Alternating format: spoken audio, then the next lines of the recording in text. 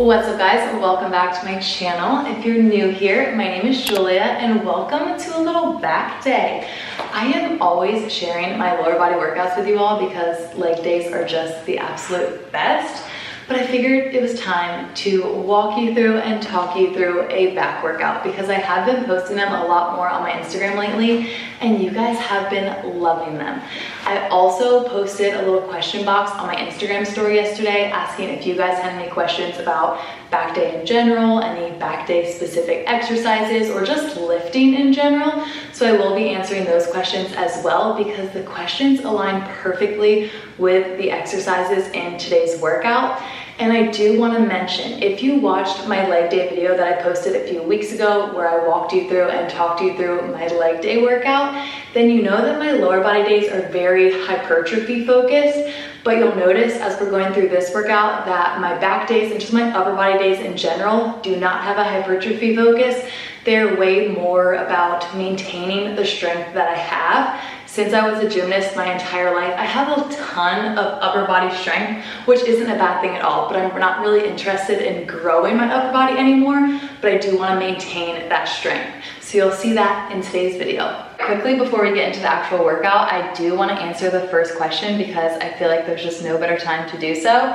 It says, why is it important to train back both physically and aesthetically? We're going to talk about aesthetically first because I feel like it has become more and more popular for girls to train and strengthen their back. And that is because when you have a bigger, stronger, broader back, it creates this illusion of having a smaller waist, which a lot of girls want. And it also helps give you that kind of hourglass figure. But when it comes to the physical importance of strengthening your back, it increases your overall strength through a lot of your other exercises if everything is done with proper form. Because a lot of your compound lifts and other accessory exercises or just things you're doing in life require a lot of strength from your back muscles. So if they are stronger, you are typically able to do those things a little bit easier. This can also help reduce back pain, improve your form, improve your posture, because when you are strengthening and building up the muscles of your back, you're really strengthening and building your body's like stabilization in general, because your back and torso and core is like a huge part of the human body and it helps keep everything pretty darn stable. So do not neglect back. It is extremely important to train. Now that we got that first question answered, I'm going to quickly warm up with a little incline walk, some mobility, and then we'll get into the first exercise.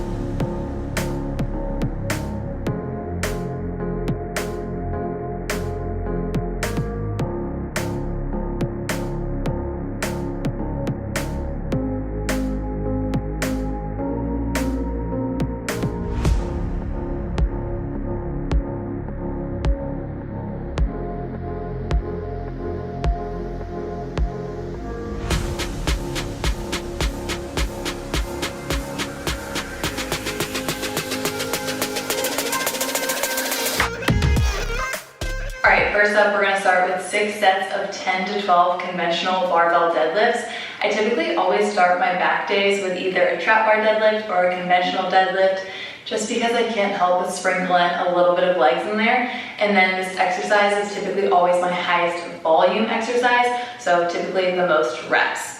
Alright, speaking of deadlifts, this is the perfect segue into question number 2, which says, recommendations for you if you struggle with back pain and feel like deadlifts, etc. just make it worse. So unfortunately, low back pain is very common for a lot of people when they are lifting. My biggest pieces of advice would be to decrease the weight, take it down a notch, focus on your form, and also focus on bracing your core. No matter what exercise I'm doing, whether it's super duper simple or pretty darn advanced, the first thing I tell myself is to brace my core, pull my belly button towards my spine, because it makes the entire exercise so much smoother. It makes me feel so much stronger, so much more stable, and just safer in general, because the last thing I want to do is hurt my back, because that would just be debilitating for my lifestyle. So I am constantly thinking about bracing my core, pulling my belly button towards spine, and I promise it seriously makes all the difference. So if you're someone who deadlifts hurt you, back squats hurt you, front squats, sumo deadlifts, even hip thrusts, make sure you are bracing your core. I first recommend lowering that weight for sure, making sure your form is correct, but as you gradually increase that weight, as your form improves, make sure you are always thinking about bracing your core. I know it's not really the first thing to mind if you're doing a lower body exercise or a back exercise. A lot of times you're just thinking about those specific muscles, but I promise you, if you focus on bracing your core, you'll feel a heck of a lot stronger and it'll be a heck of a lot less painful. Like, I seriously have zero pain when I'm moving through these exercises, but I also make sure I'm using proper form and appropriate weight. So definitely focus on your weight, your form, and bracing your core. Since I mentioned form, I'll kind of talk you through the cues I tell myself when I'm deadlifting. So first of all, bracing my core, and I wanna make sure I have a nice firm grip on the bar. As I'm deadlifting, I wanna keep my back as straight as possible without letting my shoulders roll forwards at all. So you have to engage your lats so that your shoulders stay kind of retracted, flat back, brace core, and as you are deadlifting, you want that bar to go straight up and down in a vertical line. You don't want it swaying back and forth at all, and it's kind of a simultaneous hip hinge and also knee bend as you're moving through the motion. So those are the things that are going through my head as I'm deadlifting.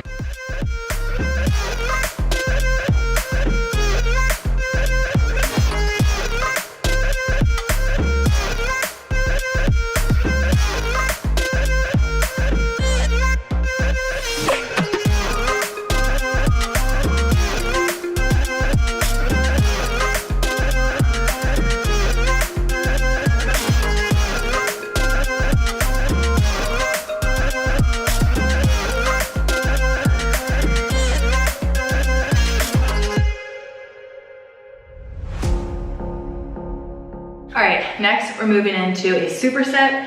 We're gonna do 3 sets of 8 reps for each of these exercises. So the first one is gonna be barbell supinated bent over rows. So supinated meaning palms facing up. An easy way to think about it is if you're holding the soup, your palm is gonna be facing up. So it's typically like the underhand grip is referred to as supination. And then the exercise that's gonna be paired with that in that superset are gonna be dumbbell reverse flies. Once again, 3 sets, 8 reps of each. We're gonna go through that superset.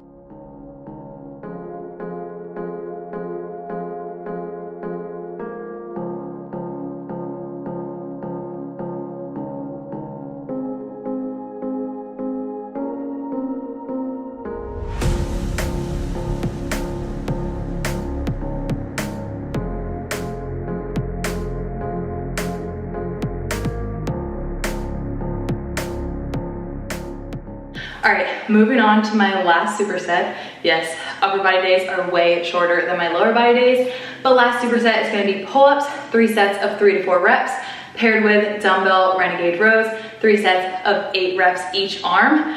I literally can't help but do renegade rows in every single back day because I love the added core work. So let's get into this final superset.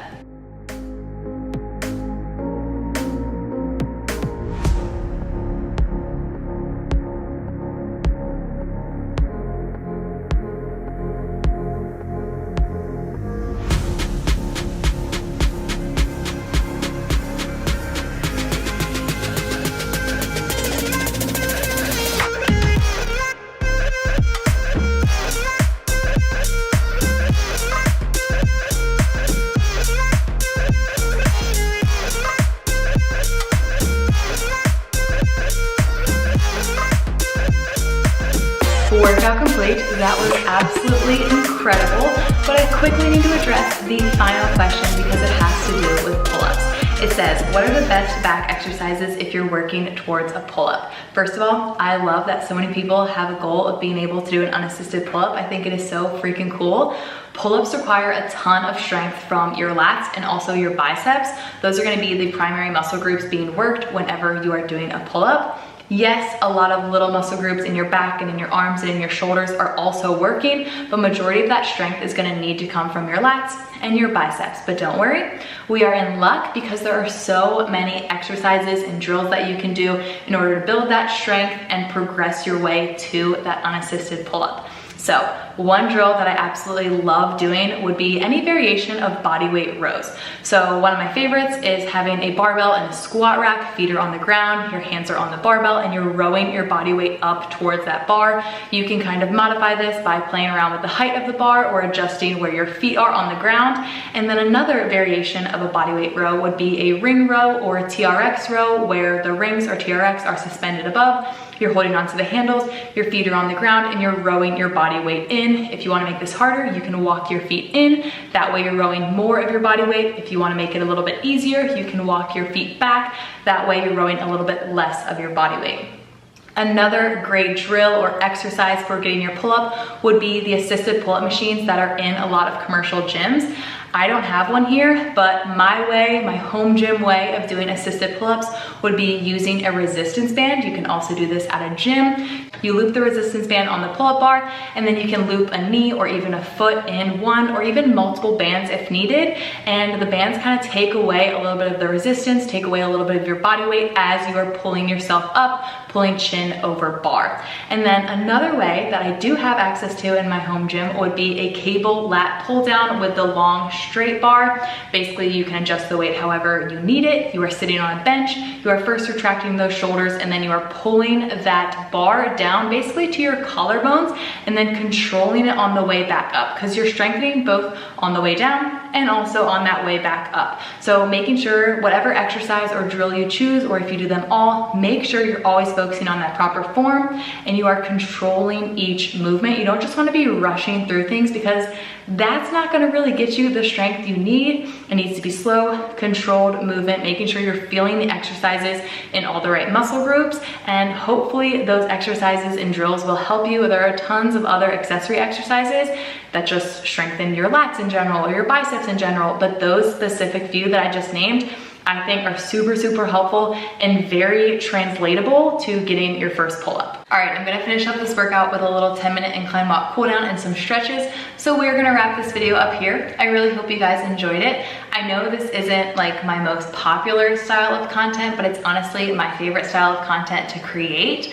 I love the more informative, educational, like helpful, fitness-focused videos, because I'm so extremely passionate about being a personal trainer and just health and fitness in general. I love teaching people about health and fitness and helping people learn how to reach their health and fitness goals, because at the end of the day, the job of a personal trainer is to train your client out of needing you. I know it sounds terrible, like, yes, you want the business, you want to continue training your client forever, but if you're doing your job, you should be teaching your client along the way, educating them so that they know what to do even when you're not there. So I like teaching you all, helping simplify things, making things easy to understand so that you all have a better understanding to take with you into your own workouts. So hopefully you guys like these more informative, educational videos just as much as I do. If you ever have any other questions you want answered, do not be shy. DM me, drop them down below. I would love to answer them. And if you ever have any video requests like this, where I walk you through or talk you through certain workouts, lifts, or just specific exercises, please let me know those requests, because I would love to make those videos. But if you did like this video, don't forget to give it a like, make sure you're subscribed, and I will see you all next time. Bye.